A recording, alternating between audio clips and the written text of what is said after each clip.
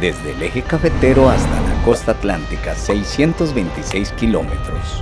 Hoy nos vamos para el norte de Colombia, vamos para Necoclí, Antioquia. Estamos saliendo del eje cafetero, hemos de pasar por muchas ciudades y por muchos peajes. Estamos pasando por uno de los peajes más costosos, el peaje de Sicasí.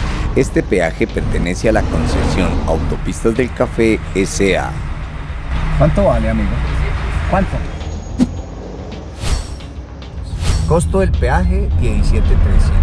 Autopistas del Café, la concesión que une los departamentos de Caldas, Risaralda, Quindío y Valle del Cauca. Llegamos a Pereira, la capital del departamento de Risaralda, la ciudad sin puertas. Tomamos la avenida del ferrocarril rumbo al viaducto César Gaviria Trujillo, un puente atirantado que une la ciudad de Pereira con el municipio de Dos Quebradas, atravesando el valle del río Tun para llegar a un corto túnel y continúa la vía en un viaducto helicoidal con un trazado de la vía incluyendo una figura geométrica de helicoide, similar a la espira de un resorte. Pasamos por un lado de Santa Rosa de Cabal, la entrada al Parque Nacional Natural Los Nevados, uno de los principales atractivos turísticos del departamento de Risaralda. Nos encontramos en el peaje Tarapacá.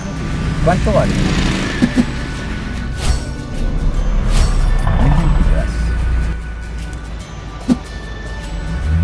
Tarapacá 2. Que la distancia mínima entre dos peajes sea 150 kilómetros lineales, proyecto de ley que no pasó en el Congreso. Entre Tarapacá 2 y Santagueda, distancia 13,8 kilómetros. El colmo de los colmos, decir que Colombia tiene derecho a instalar un peaje cada 40 kilómetros. El Salvador, un peaje cada 300 kilómetros. Tener tantos peajes cuesta más a los viajeros. Buenos días. ¿Cuánto vale, mi niña? El peaje Santagueda también pertenece a la concesión Autopistas del Café. Los servicios que ofrece la concesión: vigilancia y apoyo, ambulancia y grúa, inspección vial, centros de control operacional, línea numeral 850, postes SOS, aplicación móvil, tambos, centros de atención al usuario. Vamos para el peaje IRRA de la concesión Pacífico 3. La vía hacia Medellín se ha caracterizado por la gran cantidad de parisigas. Llevan ya muchos años haciendo esta vía.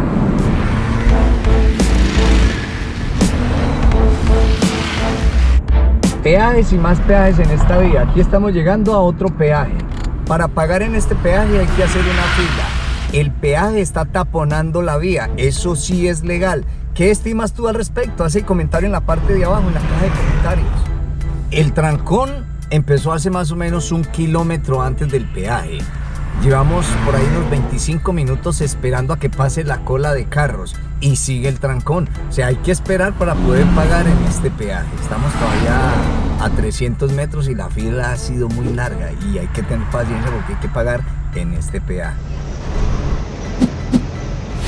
12,700 este peaje. Muy bien, mi niña.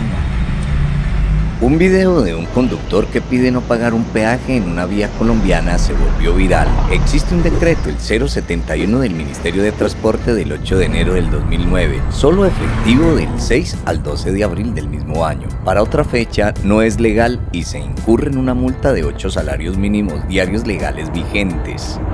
Túnel IRRA.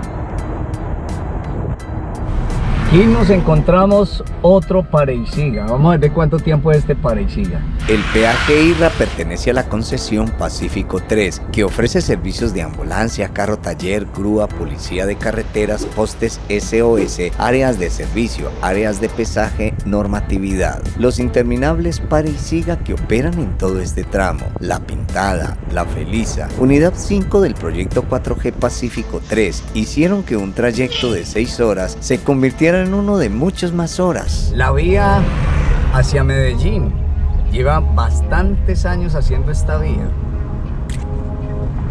Aquí estuvimos de buenas porque cogimos el Pareiciga cuando iba la vía, porque el trancón aquí es enorme. Estamos viajando un día jueves donde se supone que no hay tanto flujo vehicular, pero lo que apreciamos en el video nos pone a pensar el comportamiento de la vía en fines de semana y puentes, aunque en fechas especiales la concesión Pacífico 3 suspende trabajos para mejorar la movilidad. Nos vamos bordeando el río Cauca, que causa estragos en la vía, y nos aproximamos al peaje Supía de la concesión Pacífico 3. ¿Cómo llama este peaje, niña? Supía, gracias. Peaje de Supía 9200. Del peaje Supía al peaje de La Pintada tenemos 48.4 kilómetros. Es muy particular porque las motos no paran, se pasan por un lado. Peajes para las motos en Colombia, el proyecto de ley 142 del 23 de agosto de 2022, como adición al artículo 68 del actual Código de Tránsito, implementando así los carriles preferenciales, que ya ha pasado el primer debate y se encuentran en el segundo debate en el Congreso de la República. El único país de Latinoamérica que no cobra peajes a las motocicletas. Panamá, Ecuador, Venezuela, México y Argentina lo cobran, obviamente un cobro marginal. El 59.6% de los vehículos que transitan en Colombia son motocicletas, un gran porcentaje de dinero. Ya nos desviamos hacia La Pintada para irnos para Santa Fe de Antioquia. A la derecha era para entrar a Medellín. Los concesionarios a los que se han adjudicado corredores viales de las vías 4G están obligados a construir mínimo 2 áreas de servicio por proyecto, que están diseñadas para instalaciones y servicios destinados a la atención de los conductores y deberán estar separadas por no más de 80 kilómetros entre ellas. Y los dos marcan Colpás, pero en este reciben efectivo. ¿Cuánto vale, niña? Aquí tengo los 200. ¿Cómo llama este peaje? Gracias. Paso los 200.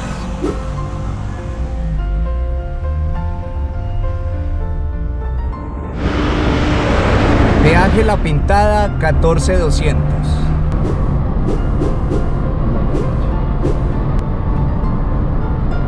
Esta es una vía para llegar a la costa, pero vamos a llegar es por el lado de Necoclí para empezar a subir. Después llegamos al Bolete y empezamos a coger de ahí para arriba. Para ir directamente por los lados de Cartagena, ya tenemos que ir es por el lado de Medellín, por otra vía diferente. Los sitios de descanso donde se puede tomar tinto y comer algo rápido, los llaman área de servicio y poder ingresar al baño. Acabamos de pasar uno. Pasamos por debajo del puente, volteamos a la derecha para dirigirnos a Santa Fe de Antioquia. Por la vía de encima llegamos a Medellín, pero por este desvío continuamos por la vía Peñaliza-Bolombolo, pasando por el río Cauca, el segundo río más importante de Colombia, y lo vamos bordeando para dirigirnos a Santa Fe de Antioquia, arrimando primero a Ansá, llegando a la autopista al mar. El paso por el cañón del Cauca siempre fue una de las barreras geográficas a vencer por viajeros, y en medio de las montañas, algunas de las fincas ganaderas de la zona. Y volteamos a la izquierda para llegar a Ansá. Venimos de La Pintada de este sector. Nos vamos a desviar a este camino por el lado izquierdo para dirigirnos hacia Ansá, otra localidad bien particular. Nos vamos ahora para este lado.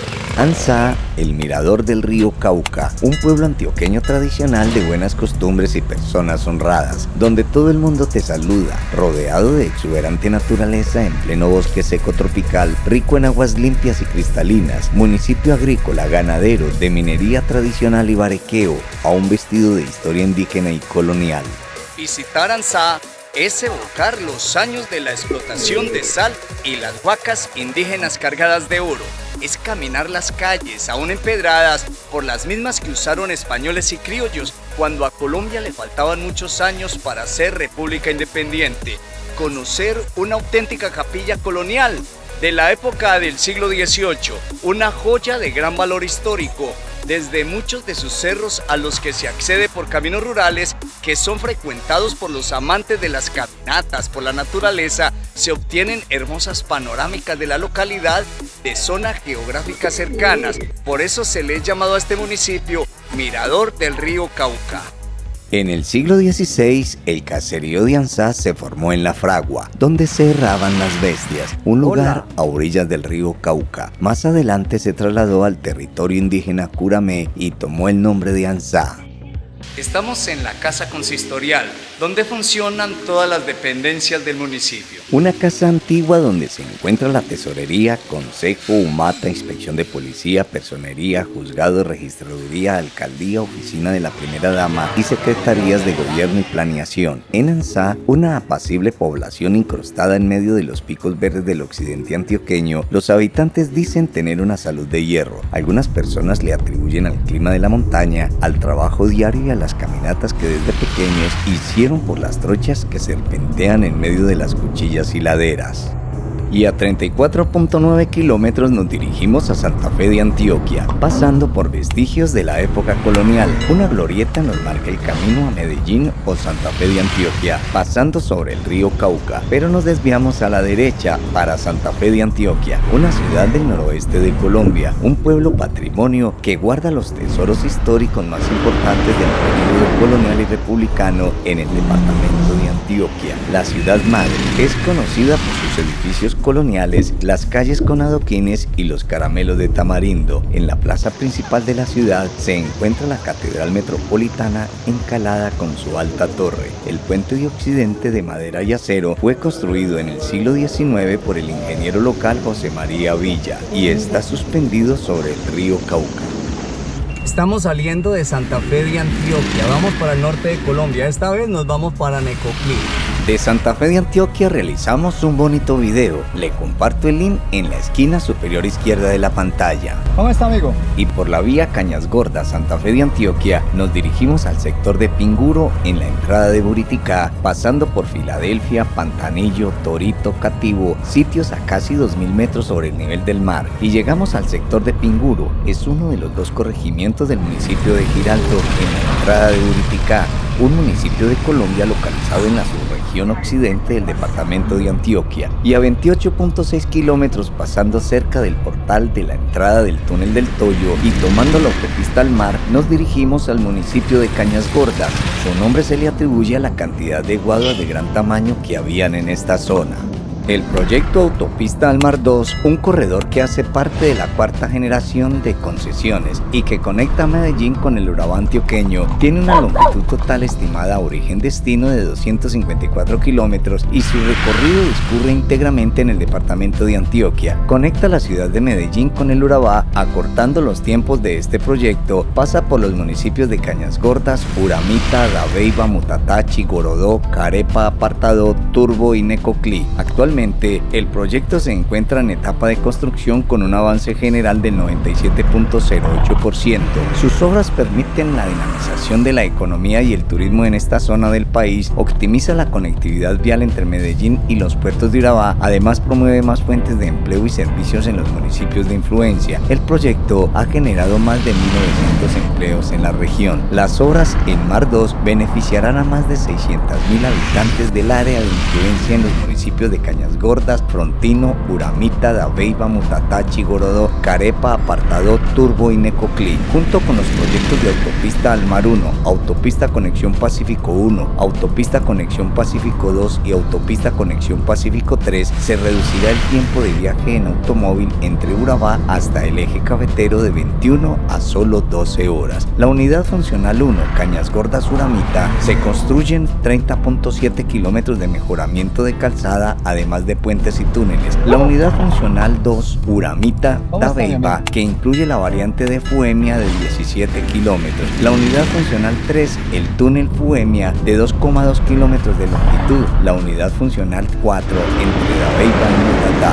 En Dabeiba, uno de los cultivos que se tienen es el frijol.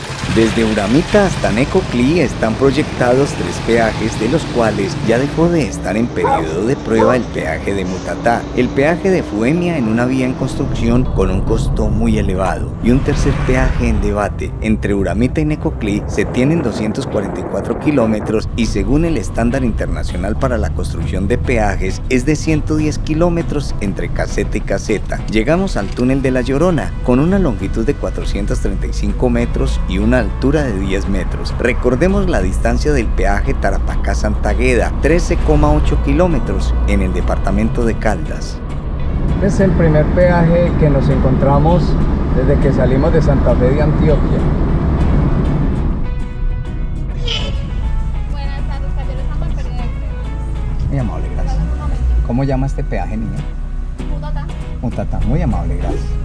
Ya puede continuar. Muy amable, gracias. Vaya sorpresa. Nos dijeron que estaban en periodo de prueba. Peaje de Mutatá. No nos cobraron. Peaje de Mutatá de la concesión Autopistas Urabá. Ofrecen asistencia mecánica, grúas, ambulancia, inspectores viales. Del peaje de Mutatá a Necoclí tenemos 160 kilómetros. Nos dirigimos ahora al municipio de Mutatá. La Puerta de Oro de Urabá es considerado un rincón mágico que lleva consigo una carga de historia de valor sin igual y la lluvia nos acompaña un rato. Una vía en muy buenas condiciones, a nuestra izquierda el Caño Lejano. Pasamos por el corregimiento de Caucheras, donde hay grandes plantaciones de caucho, y vamos llegando al municipio de Chigorodó.